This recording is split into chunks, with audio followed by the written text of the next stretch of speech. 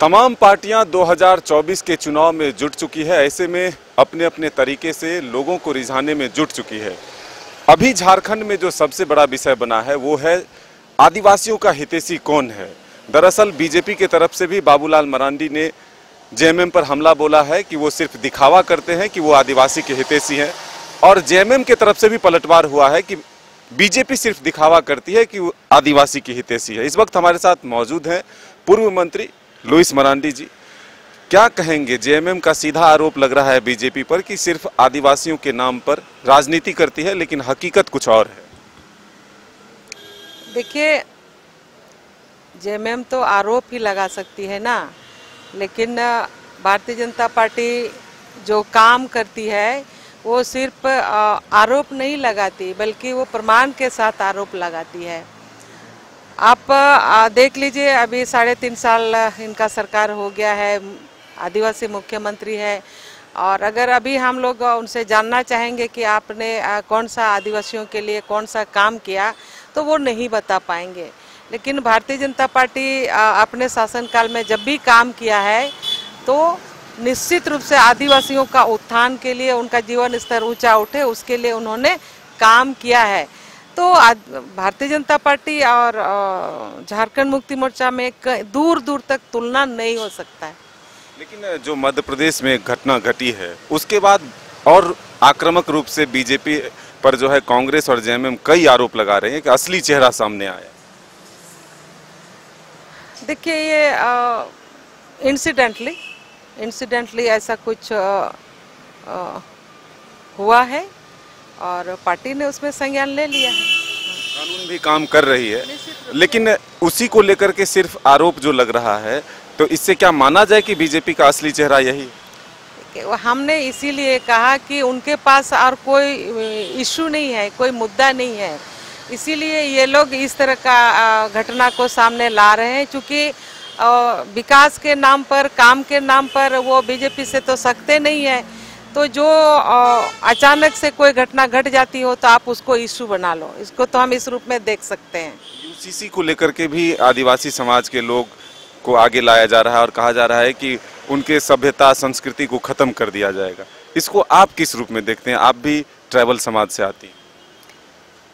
देखिए, अभी चर्चा में आया है, अभी वो आया नहीं है, और मुझे ऐसा नहीं लगता है कि ट्राइबल समाज के परंपरा संस्कृति नष्ट होगा, मुझे ऐसा नहीं लगता है, बल्कि उसको बचाते हुए रास्ता निकलेगा। बाबूलाल जी को नई कमान दी गई है, प्रदेश अध्यक्ष बनाया गया है। कितना मजबूत होगा पार्टी?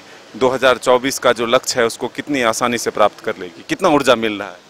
देखिए, निश्चित रूप से माननीय बाबूलाल जी बहुत ही अनुभवी नेता रहे हैं।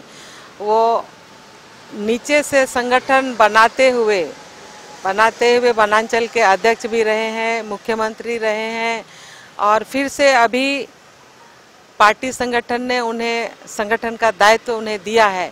तो उनका जो अनुभव है, उनका जो काम करने का तजुर्बा है, उसके आधार से, चूंकि ये संगठन करता रहे हैं शुरू से और आज भी संगठन करता है, तो हम अगर संथाल की बात करें तो निश्चित रूप से दूसरे क्षेत्र में तो होगा ही, लेकिन संथाल में भी विशेष रूप से लोगों में उत्साह है।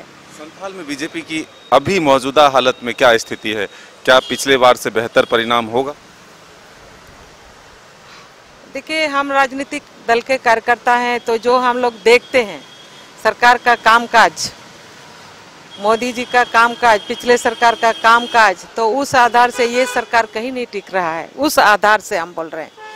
और हम लोग को भरोसा है 2014 का चुनाव में जिस हिसाब से इस देश के यशस्वी प्रधानमंत्री नरेंद्र मोदी जी ने देशवासियों के लिए काम किया है, और अभी पिछले दिनों लगातार हम लोग 9 वर्ष बेमिसाल का जिस तरह से हम लोगों ने गांव-गांव, घर-घर लोगों को मोदी जी द्वारा काम किया, उपलब्धि को लोगों तक पहुंचाने का काम कर रहे हैं।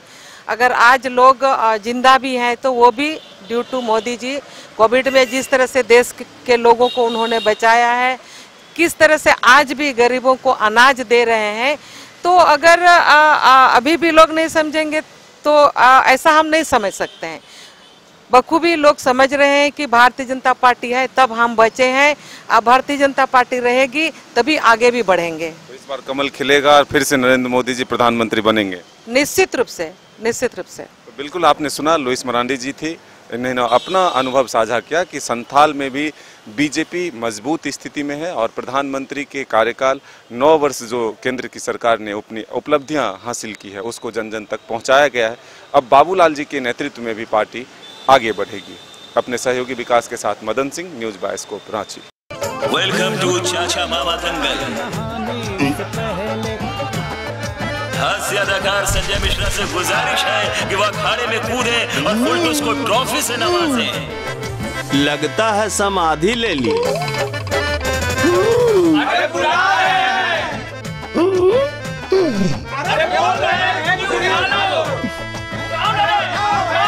टॉप टेक सीमेंट, जो जोड़े तो छोड़े नहीं। झूमेंगे घूमेंगे गाएंगे हम, वाइल्ड वाली वाटर पार्क जाएंगे हम।